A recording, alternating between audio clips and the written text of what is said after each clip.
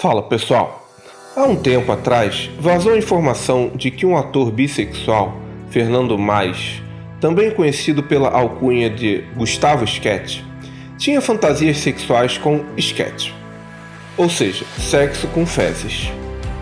Recentemente, ele gravou um vídeo dizendo que este fato prejudicou muito a sua vida e ele estava desempregado por conta disso. O debate público praticamente se dividiu entre aqueles que acham Fernando um doente ou um nojento e aqueles que acham que isso é só mais uma fantasia sexual que não é problema de ninguém. Em função disso, eu gostaria de dividir com vocês algumas reflexões filosóficas e éticas sobre os fetiches sexuais humanos e sobre o mundo contemporâneo. Afinal, Gustavo Sketch é um doente? Se você se interessou pelo debate e quer saber mais sobre esta questão, se inscreve no canal, ative o sininho, dê o like e vem comigo. E se quiser ouvir este podcast em uma plataforma de áudio, o link está na descrição. Inicialmente, o que podemos pontuar sobre essa discussão é que o mundo das fantasias sexuais humanas é particularmente diversificado, estranho e não apresenta lógica alguma. Alguns desses fetiches são mais conhecidos e até meio bobinhos, como as taras por pés, axilas, cheirar roupa íntima, bater e apanhar, ser amarrado, inversão de papéis, etc. Contudo, as chamadas parafilias, que seriam os desejos sexuais incomuns, incluem elementos bastante atípicos e que tocam naquilo que poderíamos questionar como dentro de uma certa normalidade.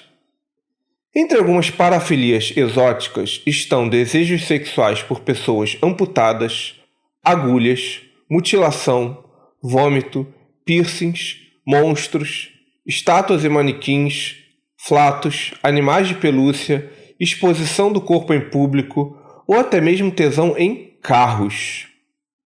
Por mais estranhas ou engraçadas que essas coisas possam parecer, há dois elementos que temos que ter em mente quando lidamos com este assunto. O primeiro deles é que ninguém escolhe a fantasia sexual. Ela é uma força interna que simplesmente existe. Ninguém ensina ninguém a ter fantasia com urina ou apanhar. Essas coisas apenas vêm. E para mim, este é um elemento extremamente instigante. Filosoficamente, a gente pode se perguntar: ora, se de um ponto de vista biológico a função precípua da sexualidade é a reprodução, de onde vêm essas fantasias? A verdade é que ninguém sabe.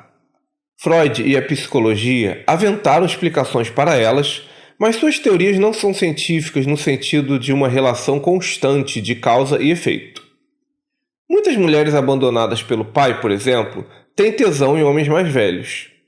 Mas isso não se aplica a todos os casos onde mulheres gostam de homens com mais idade. É por isso que se questiona tanto a cientificidade da psicanálise. Isso significa que certas fantasias eróticas simplesmente fazem parte do mistério da própria natureza da consciência humana. Esse fato faz da sexualidade uma força que não é totalmente controlável em termos de identificação das causas e controle dos efeitos. E talvez por isso o sexo exerça tanto medo nas pessoas. A pulsão sexual evidencia a limitação delas sobre si mesmas. Um outro elemento que podemos dizer sobre as fantasias sexuais é que pesquisas apontam que quase todas as pessoas possuem alguma fantasia sexual que pode ser considerada aberrante aos olhos dos outros. E sobre isso, a verdade é que mesmo aquelas pessoas que dizem que não tem nada assim, é só porque elas não procuraram direito ou talvez não estejam sendo sinceras o suficiente. Em função disso, muita gente que aponta o dedo para a cara dos outros, chamando-os de anormais, quase sempre tem algo a esconder no âmbito das fantasias incomuns. Como bem sabem travestis e prostitutas, muitos dos que chamam os outros de doentes têm fetiches sexuais inconfessáveis até para sua própria sombra. Então assim, pessoalmente, eu não confio muito em quem aponta o dedo para os outros. Eles fazem isso unicamente como um movimento de expiação de seus próprios demônios. Mas Felipe, e especificamente no caso do sketch? Olha, pessoalmente eu acho esquisito. Mas o que estou tentando pontuar é que no âmbito das fantasias sexuais, é muito difícil pontuar o que é normal. Tem gente que acha Golden Shower algo aceitável, e tem gente que acha um absurdo de nojento. Contudo, no caso específico do Gustavo Sketch, é preciso haver alguma justiça aqui. Vocês lembram quando vazou o vídeo do Arthur Duval? Ele disse que a mulher era tão gata que limparia a bunda dela com a língua depois dela evacuar. Aí vocês vão dizer: ah, Felipe, isso foi só uma brincadeira. Aham, Cláudia, senta lá. Esse é o tipo de brincadeira que em psicologia se chama de xiste. É a tal da brincadeira com fundo de verdade. E assim, para ser honesto, eu já vi muito homem hétero falando a mesma coisa que o Arthur Duval falou em mesa de bar, que cairia de boca no rabo da mina e limparia com a língua. Mas claro, eles só estavam querendo dizer que a mulher era muito gata. Fato é que fantasias com fluidos e cheiros parecem ser bastante comuns. No Japão, há máquinas que vendem calcinhas usadas e fazem muito sucesso entre os homens de lá. E aqui é importante salientar que muitas das fantasias sexuais das pessoas são coisas que elas não querem que aconteça realmente. Ou se acontecesse, elas ficariam claudicantes de continuar. Uma mulher pode fantasiar em ser abusada sexualmente por 10 homens, mas isso não significa que ela quer que isso ocorra. Um homem pode fantasiar em abusar de uma mulher sem que necessariamente ele vá dar vazão a isso.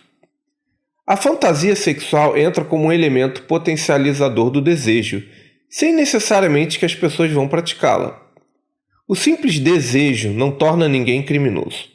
Até porque, se fosse assim, uma boa parte da sociedade iria para a cadeia. E para ser honesto, eu acho que muitas das fantasias que as pessoas dizem ter, elas jamais colocariam isso em prática.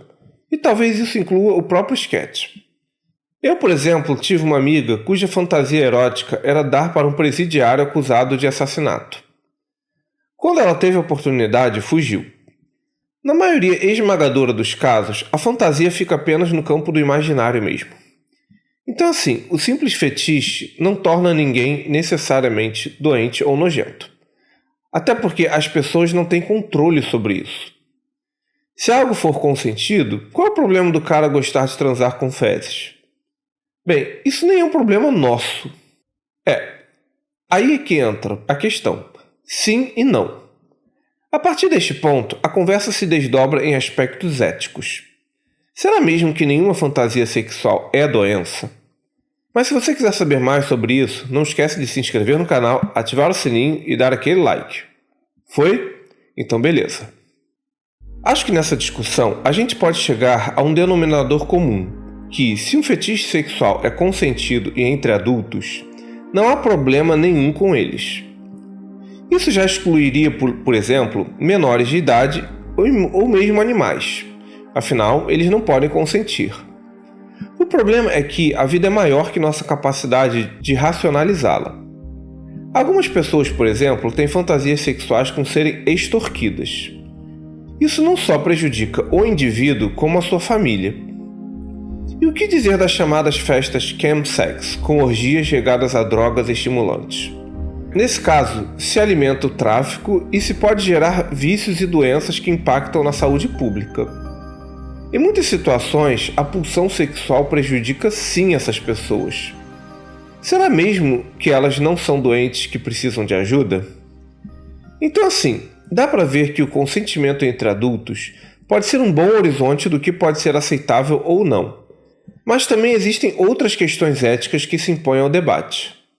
E o que dizer do incesto consentido entre maiores de idade, por exemplo? Isso é aceitável? Se por um lado as fantasias sexuais humanas são absolutamente plurais, não dá para dizer que nada na sexualidade humana pode ser considerado doença, perversão ou vício. A gente precisa achar aí um meio termo entre o que é repressão e o que é bom senso puro e simples. Contudo, essa discussão ainda traz um outro debate, que é a dimensão pública da nossa sexualidade. O tal do Gustavo Sketch reclamou que não está conseguindo emprego devido ao vazamento da informação que ele gostava deste tipo de sexualidade. Eu super entendo ele e tenho enorme compaixão. Porém, quando se trabalha com público, a coisa é mais complicada, porque simplesmente a imagem é uma coisa que conta. O cara trabalhava com filmes infantis e ter este tipo de pecha associado a ele é algo que desestimula sua contratação. É lamentável sim, mas também não dá para negar isso. E aí vocês vão perguntar, mas Felipe, e o Arthur Duval? Então, ele é empresário e dono do seu próprio negócio.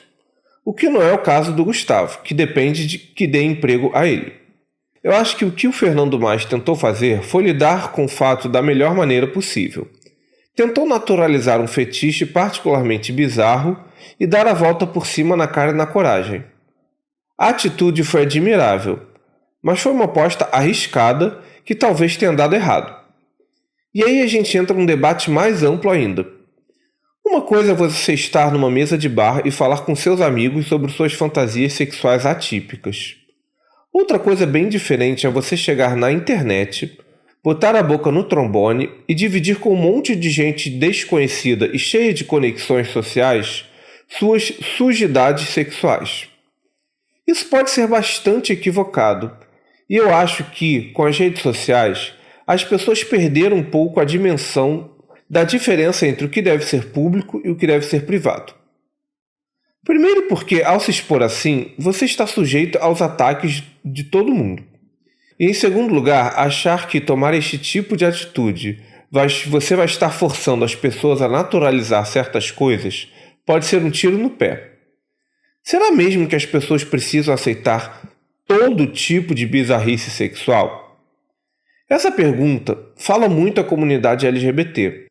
Pois, até um tempo atrás, o simples fato de você se assumir gay ou lésbica significava cair no ostracismo. As pessoas não aceitavam isso. Diziam o mesmo argumento. Ele trabalha em filme de criança, como é que ele vai ser gay? Porém, os tempos mudaram e essas coisas passaram a ser aceitas pelo público. Hoje, já tem atores LGBTs que são muito respeitados enquanto tais. E nessa mesma linha, as pessoas devem pensar: se não aceitavam gays e hoje aceitam, se hoje não aceitam sexo com merda, amanhã elas vão aceitar. A questão é, vão mesmo? Quais são os limites do tal progressismo que rompe tabus? Todos os tabus devem cair e tudo deve ser normalizado? Será que a sociedade é quem tem que aceitar tudo? Ou será que nós é que temos que resguardar um pouco de um certo pudor público? Quando a gente fala da aceitação de gays e lésbicas, estamos falando de famílias homoafetivas, principalmente. É bem diferente de falar abertamente todas as suas parafilias sexuais num programa infantil numa tarde de domingo. Por fim, considero este debate necessário, pois em países como o Canadá, por exemplo, a sigla LGBT já está colocando a letra K de kink, que é um estilo de sexualidade ligado a essas parafilias. Gente, me chame de conservador, reacionário ou careta, mas eu tenho sérias dúvidas sobre o movimento naturalizar este tipo de coisa num debate público. Uma coisa é você falar abertamente sobre suas fantasias sexuais no âmbito privado. Até aí, tudo bem. Outra coisa é você se expor para o mundo e achar que todo mundo tem que te aceitar. Eu tenho sérias dúvidas sobre isso. No entanto, é importante ressaltar que o Gustavo Skett não se expôs exatamente. Ele foi exposto por atitudes antiéticas e por pessoas que já até se arrependeram do que fizeram e pediram desculpas. Mas agora a merda já está feita. Literalmente. Espero que o Fernando consiga dar a volta por cima e bola para frente. O mundo das fantasias sexuais é complexo mesmo. Mas também imagem e resguardo da vida privada são elementos que parecem contar. Mas e vocês, o que pensam sobre todas essas questões? Este foi um programa do canal Ágora Gay, um espaço para conversarmos sobre filosofia, religião, política e cultura do seu ponto de vista gay. Eu sou Felipe Dias. Lembro que este podcast é um recorte de um tema complexo. Mesmo que você não concorde com tudo, meu objetivo é iniciar um diálogo para ele ser aprofundado por outros pontos de vista. Deixe nos comentários o que você pensa sobre essa discussão, sugestões e críticas construtivas. Também os convido a ver os vídeos mais antigos do canal e a seguir a gente nas redes sociais cujos links estão na descrição.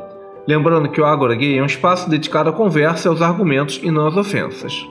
Até a próxima, pessoal. Valeu!